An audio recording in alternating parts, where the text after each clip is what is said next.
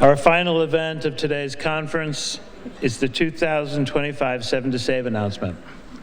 My name is Michael Duffy. I'm recently retired from the Alliance Board of Directors, and I was the secretary. I just termed off, though they keep reeling me back in. I guess I've learned that in preservation, like in board service, nothing is ever truly over.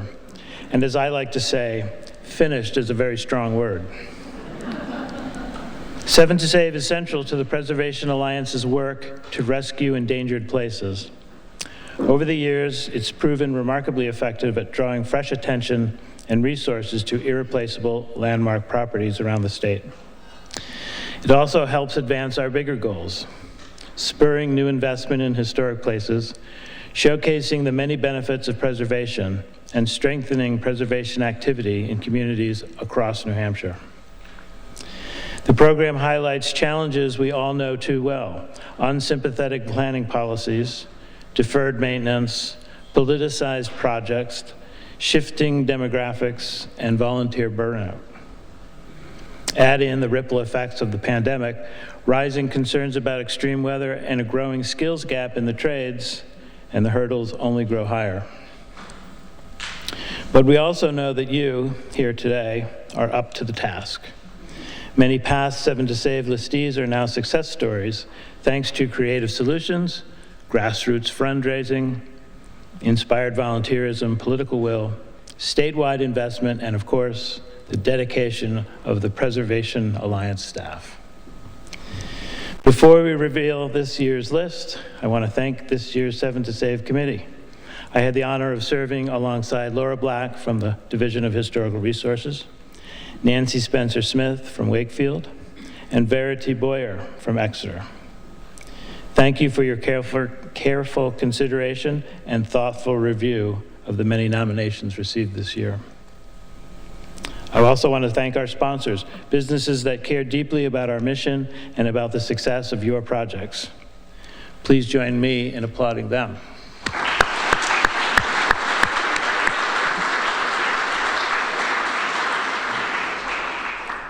And now I'm delighted to turn things over to Martha Cummings, who recently joined the Alliance staff a few months ago in the role of Community Preservation Services Manager. Okay, Martha.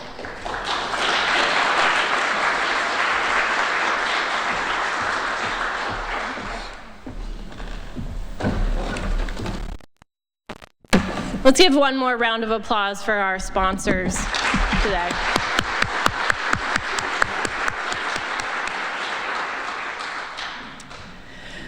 Thank you, Michael.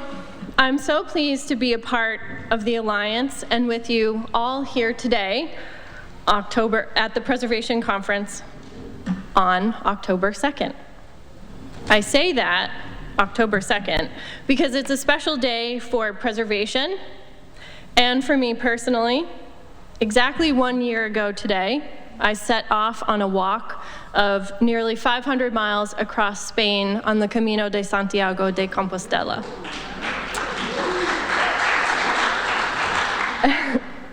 As with any journey, preservation projects included, there are challenges, setbacks, and moments of uncertainty about the path forward. But as I learned on my long walk, progress comes literally step by step. Sometimes it takes longer than expected, and you will likely need to adjust your plans along the way. But you will make the right connections to keep you and your project moving forward past seeming roadblocks. If you joined the 7 to Save Success Stories session earlier this afternoon, or just before this actually, you heard just how true that is. Real examples of perseverance, problem solving, and community spirit in action. So now let's turn to this year's 7 to Save listees.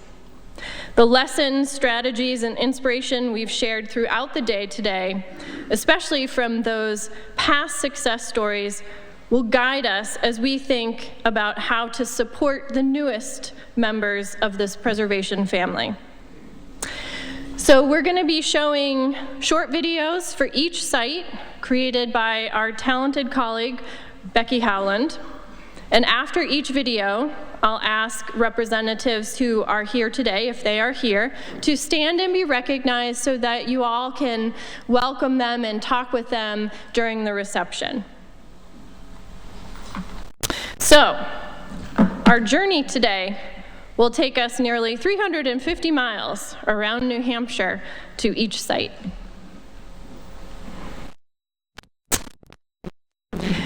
We will begin in the southwest corner on the Connecticut River in a town that's home to the oldest continuously operating post office in the nation since 1816.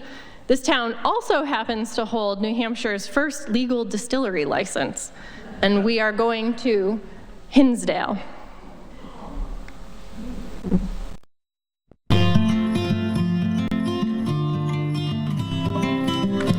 Spanning the Connecticut River between Hinsdale, New Hampshire, and Brattleboro, Vermont, the now closed Anna Hunt Marsh and Charles A. Dana Metal Truss bridges stand as remarkable survivors of early 20th century engineering. Crossing a small island in the river, they are two of only 4 remaining Parker High Truss bridges in New Hampshire, designed by engineer John Storrs.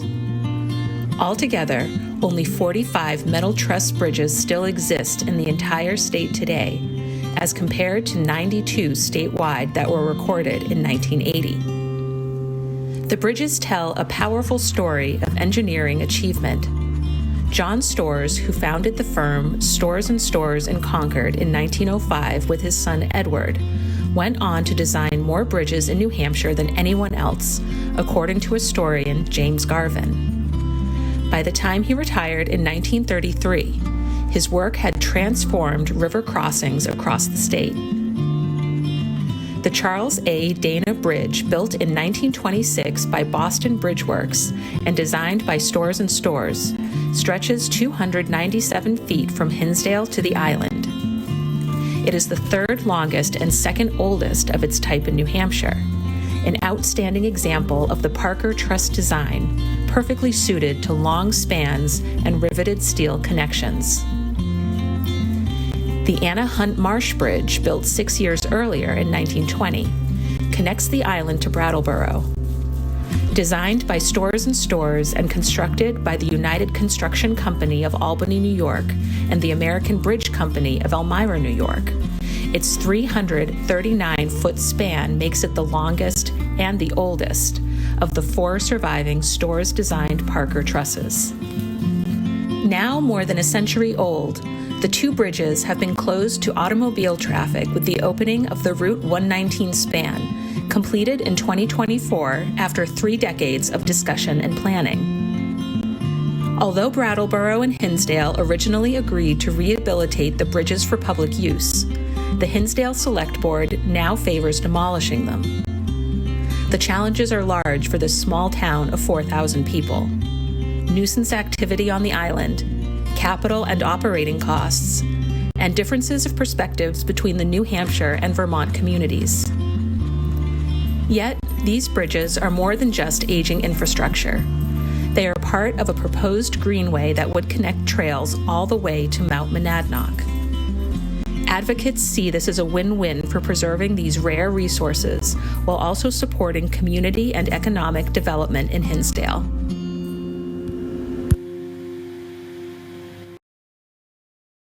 If any of our friends are here from Hinsdale, please stand up and be recognized. I'm not sure that we had any representatives coming today.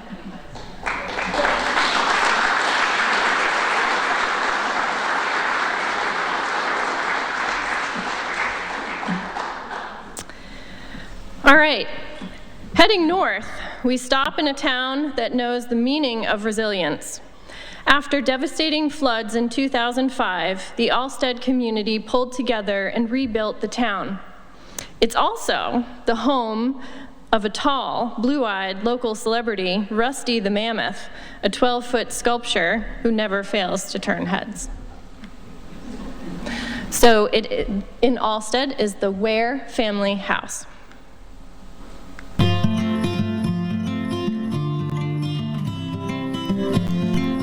Alstead is a community with deep historic roots. From mills and mining to agriculture and industry, the town has remained remarkably intact as a rural New Hampshire village. Generations of families have lived here, carrying forward a strong sense of stewardship, community pride, and appreciation for the town's character. Perched on a hill not far from the town center stands the Ware family house, a vernacular 1.5-story cape with decorative scalloped trim and a distinctive central cupola that looks out over Mechanic Street and across the Cold River. Built in the 1880s by Harlan Ware, the house displays ornamental details inspired by Andrew Jackson Downing's popular suburban cottage designs from his book Victorian Cottage Residences. Ware, a skilled taxidermist and blacksmith, added his own creative touches, including the unique cupola and scalloped trim. The cupola bears a large letter G on one side, W on another, and P on the other, along with the date 1884 below it. While the W stands for the Ware family, and the P is thought to stand for the Pitcher family who later lived there, the meaning of the G remains a mystery. According to Helen Frink's Alstead Through the Years, the house was moved across Mechanic Street to its present location. She also notes that Ware decorated his house with extensive lawns and flower gardens, with miniature forts, mica ledges, and cannons. These whimsical features may have been inspired by Downing's landscape plans for the suburban cottage. Architecturally, the house is a 1.5 cape with an attached L and barn. A small balcony sits above the main entrance as part of the shed dormer. On the rear, a long porch looks west toward the town center, while a triple window gable proudly displays the date 1884. Many other original details remain, from 2-over-2 windows with ornate hoods to scalloped friezes, mantels, paneled doors, and wood floors. The Pitcher family, who owned the property from the late 1930s to the mid-1960s, were devoted caretakers of the house and its gardens. But after their passing, the home fell into stabilizing the house and L. Restoring and rebuilding will take a significant investment, time, and passion for preservation. That's why the Ware family house has been named Seven to Save. The hope is to protect this unique property from demolition, help the town find new owner, and ensure that it continues to be part of Alstead's historic Mechanic Street neighborhood for generations to come. And I know we have some folks here from Alstead today, so please stand.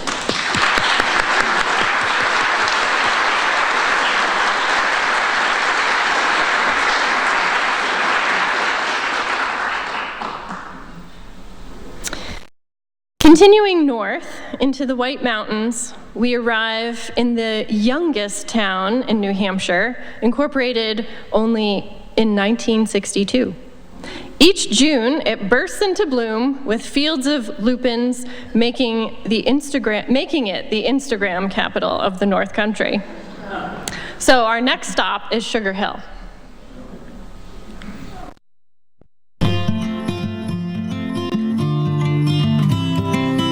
The Sunset Hill Golf Course is one of the earliest, if not the oldest, 9-hole golf courses in New Hampshire. Built in 1897 with its clubhouse added in 1900, it has continuously served the region as a public course for well over a century. The course was part of the many amenities of the Sunset Hill House, one of New Hampshire's grand hotels that could host 350 guests at its peak. A much smaller version of the hotel remains today in the Annex and Manager's House, as the rest of it, sadly, was demolished in 1973. Gratefully, the golf course and its handsome clubhouse were also spared demolition. When it first opened, the clubhouse was considered one of the finest in the White Mountains, with an interior covered in honey-colored wood beadboard, complete with private lockers, a waiting room warmed by a fireplace, and even electric lights. It was a social space as much as a sporting one, where guests gathered for tea or cards after a round. Sugar Hill itself was shaped by the rise of summer tourism in the late 19th century and arrival of the railroad. Guidebooks praised its sweeping mountain views and fresh mountain air, drawing visitors to the area. By 1900, golf had become part of the White Mountains resort experience, and Sunset Hills course quickly became a beloved fixture. Today, the golf course is still open to the public and cherished by the community. Yet both the course and its clubhouse face serious challenges. Deferred maintenance has left the clubhouse closed for many years, in danger of collapse. Crumbling. A deck is pulling part of the foundation down. Windows are broken, and the original siding and structure are deteriorating. Inside, the historic beadboard, wood floors, and lockers remain, but without immediate attention, they too will be lost. In 2003, when development threatened the land, local residents worked with the Ammonoosuc Conservation Trust to raise funds to conserve the land with an easement. Now the challenge is saving and restoring the clubhouse for community use once again, said Jasper Peacock, golf manager. Our vision is to preserve the historic building within the original layout of the golf course that will revitalize this beautiful place as a staple of Sugar Hill. From Sugar Hill were not able to make it here today, but we'll give them a round of applause.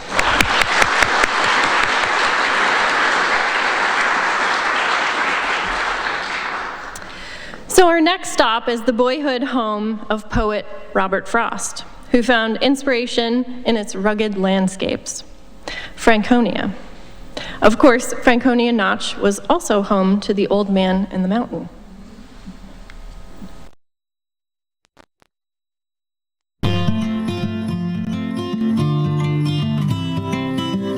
In the heart of Franconia's downtown village, adjacent to the town hall, stands the Abbey Greenleaf Library, a thriving public library and community gathering place. The Jacobean Revival-style library was built in 1912, designed by Boston architect William H. McLean of McLean and Wright. There are corbelled chimneys at both gable ends of the building, eyebrow dormers set into a clay tile roof, and the entrance portico. The exterior is a yellow Indiana brick building with gray sandstone coining. In 1971, a square block rear addition provided a meeting room, restrooms, and an ADA accessible entrance. Inside, the 1912 building features African mahogany trim, marble wainscoting, and Roman-style mosaic tile floors. Above each window, stained glass transoms display hand-painted flags of different nations, while the mosaic design is said to echo one found in the Massachusetts State House. The 1-acre parcel and original building were a gift from the Colonel Charles H. Greenleaf, owner of the Profile House in Franconia Notch, one of New Hampshire's grand hotels of the late 19th century. He named the library in honor of his wife Abigail, who was still living at the time. Before its construction, the library was housed in the general store and then a former schoolhouse. Over the past century, the town has invested in maintaining and preserving this building, including a recent restoration project of the terracotta tile roof, eyebrow windows, and the great oak arts and crafts style front door. But water infiltration has become a serious and urgent threat. This summer of 2025, there was noticeable deterioration of the bricks, mortar, and stone, which is allowing water to damage the original plaster and woodwork inside.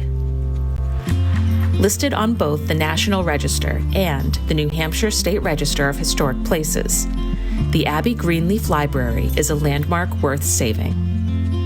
With investigative repair of the water infiltration and continued careful stewardship, this community treasure will endure for the next 100 years.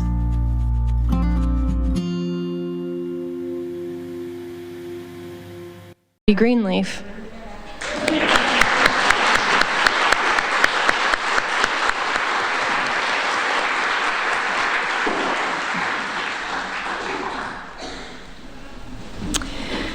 So next up, we're going to be making 2 stops because we have a pairing. A little unusual for our 7 to Save, but bear with. We're going to the Lakes region. First, we're stopping in the shoe capital of New Hampshire, Farmington, where by 1860, it had produced more than 1 million pairs a year and even hosted an annual shoe parade to celebrate. A parade of shoes. You can't make that up. Then we're going to go to the town of Madison, named after President James Madison and home to the Madison Boulder, the largest known glacial erratic in North America.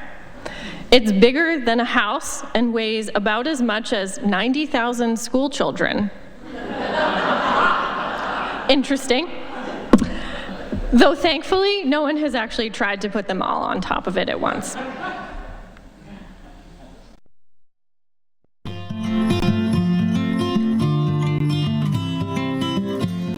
One-room schoolhouses are becoming increasingly rare across New Hampshire. Driving through towns and villages today, you might spot a few dotting the countryside, many converted into private homes, commercial spaces, or historical society buildings.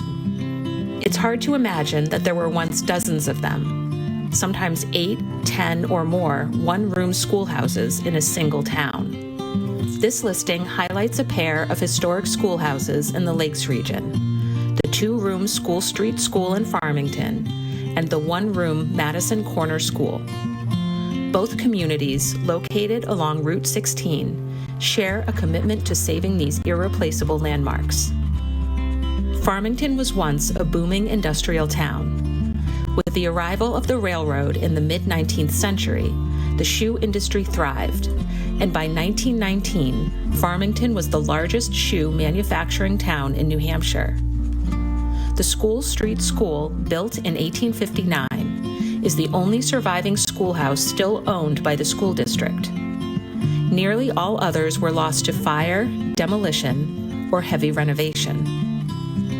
By 1885, most of the 16 school districts, not all had school buildings, had been consolidated, and by the 1920s, only a few schoolhouses remained. The School Street building was finally closed in 1952, when a new elementary school was constructed nearby. The School Street School still stands on its original foundation. Though altered in the 1920s and again in the 1950s, it retains its historic character. Today, however, it is vacant and deteriorating. The roof, clapboards, and windows all need urgent repair, and there is the looming threat of demolition if sold for development. Volunteers from the Farmington Historical Society, along with school board members, are rallying to save the building and find a new community use. A listing on the New Hampshire State Register in 2020 marked the first step toward that goal. In contrast, the town of Madison, named for President James Madison, was a quieter farming community that later became known for its natural beauty, attracting tourists to Purity Springs, the Madison Boulder, and nearby trails. Listed on the National Register, the Madison Corner School, also known as District 1 School, was built in 1835 and is the only surviving town-owned schoolhouse of the 9 that once served the community. Centrally located, it also served as a meeting house for townspeople through much of the 19th century. After primary grades moved out in the mid-20th century, it became the town and school library, then once again served as a classroom for music and media until 2009. Since then, it has been closed and used for storage, somewhat forgotten, which has exacerbated exterior deferred maintenance and a later discovered water problem in the basement. While the water flow was stopped, the moisture caused mold and mildew to grow. But the story doesn't end there. In 2024, a town warrant article proposed demolishing the building. Instead, Madison voters overwhelmingly chose to save it, forming the Madison Corner School Preservation Committee. Municipal funds have since been committed to a capital reserve, and fundraising is underway. The vision is to rehabilitate the building, which includes ADA compliancy, as a community center for arts and culture, once again a place where townspeople can gather. Together, the School Street School in Farmington and the Corner School in Madison represent both the challenges and the opportunities of preserving New Hampshire's historic schoolhouses. With community determination, these buildings can move from endangered to enduring landmarks open to the public once again.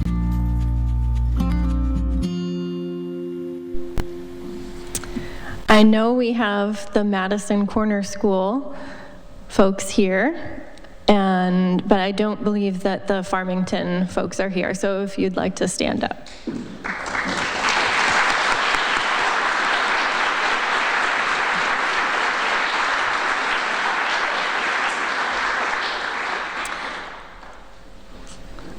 All right, now we're heading across the state, back towards the southwest again, to one of the smallest towns, just 7 square miles, Greenville. But in the 19th century, it was booming with mills, earning the nickname, the smallest big town in New Hampshire.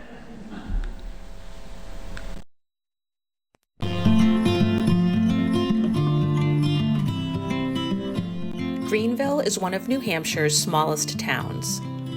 Just under 7 square miles, carved out of mason in 1872. Its growth was fueled by industrial development, especially the Columbian Manufacturing Company, which brought prosperity and shaped the character of this community. That 19th century boom can still be read in Greenville's architecture, from its brick mill buildings and train depot to its town hall and Main Street homes and businesses. Among those landmarks stands the Dodge House. Built in 1850 by Deacon Merrill C. Dodge, it is a classic example of the Carpenter Gothic cottage style.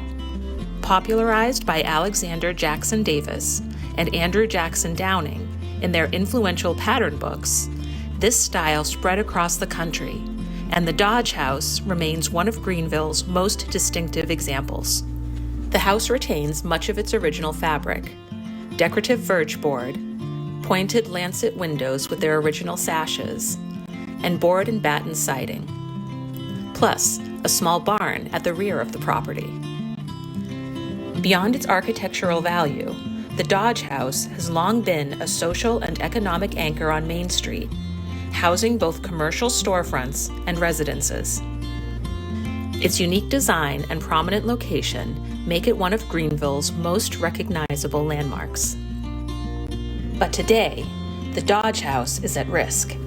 Years of deferred maintenance have caused serious structural threats: foundation settlement, rotted beams, and water infiltration. Without intervention, this cornerstone of Main Street could be lost to demolition by neglect. Now under new ownership, the Dodge House is being stabilized with the goal of creating supportive housing and community space. Options under consideration include housing for young adults transitioning from foster care, alongside uses that contribute to revitalizing Greenville's Main Street. The Dodge House represents more than the preservation of a single building. It stands as a symbol of a broader reinvestment in Greenville's historic Main Street and downtown. As Town Administrator Tara Souza explains, Greenville's governing body and administration are committed to revitalizing the historic center. Through public investment, such as the recent acquisition of 2 brownfields properties on Main Street, and through policy initiatives, including the adoption of RSA 79E. Greenville also welcomes private sector investment, recognizing it as a vital part of the community coalition needed to create lasting positive change. Saving the Merrill C. Dodge House is a vital first step in that larger story. It is both a reminder of Greenville's industrial heritage and a symbol of the opportunities that preservation.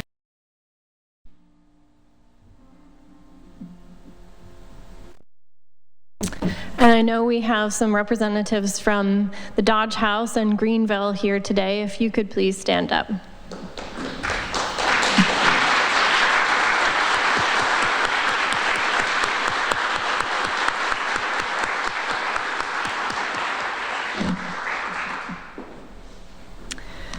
All right.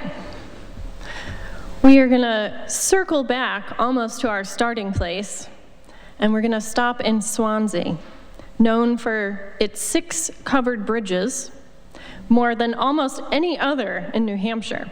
It was also the childhood home of playwright Denman Thompson, whose old homestead once rivaled Hamlet in popularity on American stages. I see Rick shaking his head.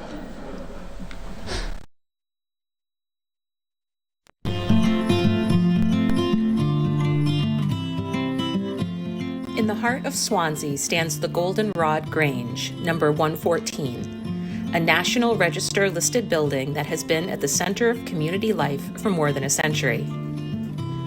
Built in 1915 to 1916, the Grange was designed specifically for Grange activities, with a stage for performances, a dining hall, and a kitchen. From agricultural fairs to socials, meetings, and suppers, the building was always meant to bring people together. The Grange movement itself grew after the American Civil War as a way for farmers to support one another, organizing for fair prices, advocating for education, and creating social and cultural opportunities that helped ease the isolation of rural life. Women were welcomed as full members, and Grange halls became gathering places across the country. Goldenrod Grange was no exception, serving Swansea families through the 20th century with a strong membership and a lively schedule of events. But like many Granges, membership declined in the late 20th century. Farming diminished, younger generations moved away, and by the 1980s, the building was hard to sustain. In 1992, ownership passed to the town of Swansea, and the Swansea Preservation Society was formed to care for it. Unfortunately, the building has seen decades of deferred maintenance. In the early 1990s, there were some attempts to repair and renovate the building, but these efforts petered out. The windows and trim need repair, paint is peeling, and interior restoration is overdue. A recent full roof replacement, including the rafters, was an important first step forward. While the structure remains intact, it will take significant investment to make it safe and fully functional again. Today, the Swansea Preservation Society is working hard to revive Goldenrod Grange. Their vision is to return the building to its original purpose, a place that breaks the isolation many feel today by bringing people together. Plans call for a senior and community center, once again making the Grange a hub for social, cultural, and civic activity in Swansea. The 7 to Save listing will help shine a light on this important building, raising awareness, drawing resources, and ensuring that Goldenrod Grange number 114 can once again serve the community, just as it was intended more than a century ago.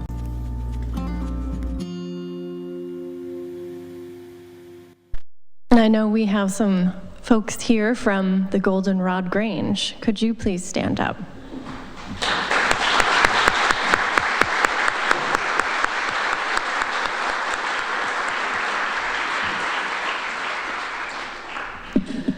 Please be sure to introduce yourselves to all these 7 to Save new members at the reception. And I know some have some materials that they'll be sharing afterwards. So as we reflect on how best to support the folks behind this newest group of 7 to Save sites, it's important to remember the broader picture of this program. The hard truth is that not every resource can be saved, These are endangered places after all, and there have been painful losses despite determined efforts. Some sites also remain stuck, caught between challenges and opportunities. But the successes far outweigh the setbacks. Time and again, communities have proven that with creativity, persistence, collaboration, remarkable turnarounds are possible. Many of this year's listees are at that beginning of their journey stage, and while the road ahead won't be easy, they are not walking it alone. They are joining a family of past listees, allies, and partners ready to share their experience, encouragement, and support. So, we'll end on a high note with gratitude for your commitment and a charge to save more old places and keep the good work going. And now, I will turn it over to our Executive Director, Jennifer Goodman, to say a few words in closing out the conference. Here we go.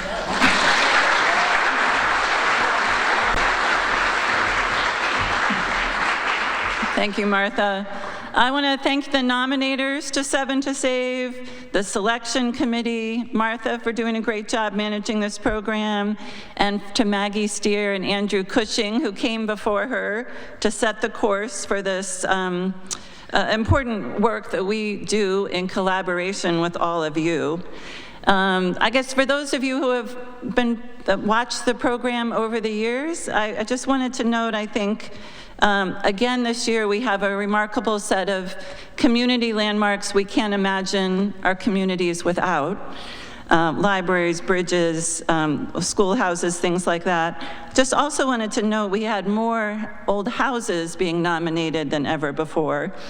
The selection committee picked 2, and I think in a small but important way, we wanted to showcase how these vacant, non-used buildings can really offer opportunity, right, for someone to live in them again, or for a small business or other social service to inhabit.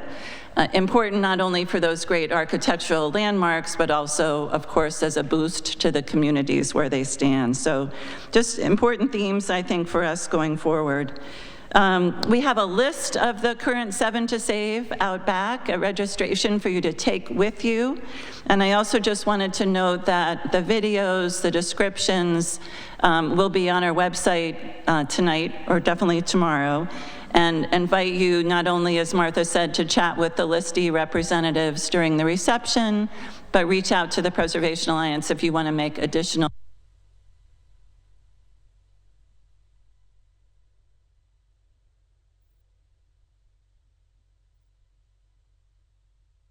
cutting me off.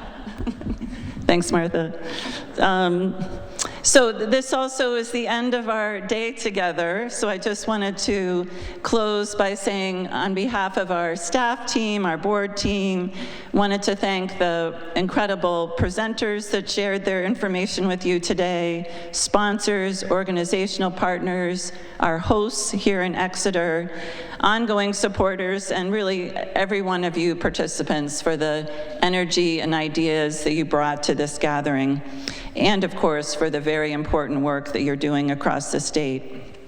We'll be sharing an electronic evaluation and following up with you in many other ways in the weeks and months ahead. Please stay connected and keep it up, keep it up. I mean, I think Dick Ober's themes that he described first thing this morning about living landscape and finding and really enhancing this sense of citizen responsibility that exists in the state certainly wove throughout the whole day. And I hope you feel the encouragement that he tried to share with us this morning, the encouragement of many of the success stories throughout the day, and that Martha just ended with this 7 to Save boost at the end. We're going to need it, right? But for the very important work ahead. So We hope you'll join us in the reception upstairs for even more conversation. After we all get a chance to get some food and drink, we're just going to do some informal remarks and really welcome your ideas, questions, and engagement as we close out the day. So thanks again for being here and for all the work that you do.